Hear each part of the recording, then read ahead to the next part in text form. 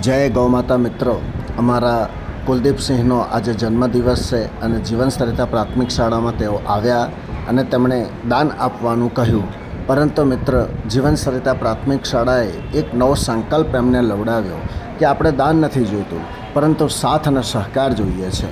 તો મિત્રો, ગૌસત્વમ અને વન ઉર્જા પ્રાકૃતિક માર્ટ દ્વારા લોકોને ઓર્ગેનિક કઈ રીતે આપવું એની સાચી સમજ અમે લોકો આપીએ છીએ. ત્યાં કુલદીપસિંહ જેવા મિત્રો એ આપણને સાથ અને સહકાર આપે છે. તો મિત્રો, આની જે કંઈ પણ કમાઈ થાય છે અને એનો 20% નફો જે ખરો એ સારી પ્રવૃત્તિઓમાં વપરાય, ગાય પાછળ વપરાય.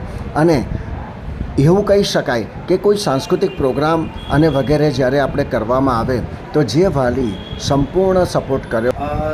કુલદીપસિંહને ખૂબ ખૂબ અભિનંદન. જય ગૌ માતા મિત્રો.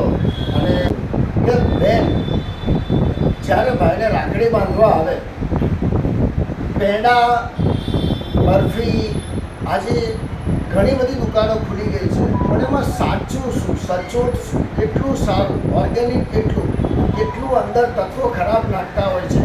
તો અમે લોકોએ એટલે કે કરદંત જે અમે સ્પેશિયલ અહીંયા આપ્યું છે કે જે બેન ભાઈને ખવડાવે.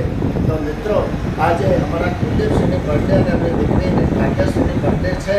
તો આ અમે એમને ભેટ આપીએ છીએ અને બહેનને એ જ કહીએ કે બસ આવું સારું ખાઓ અને ખવડાવો.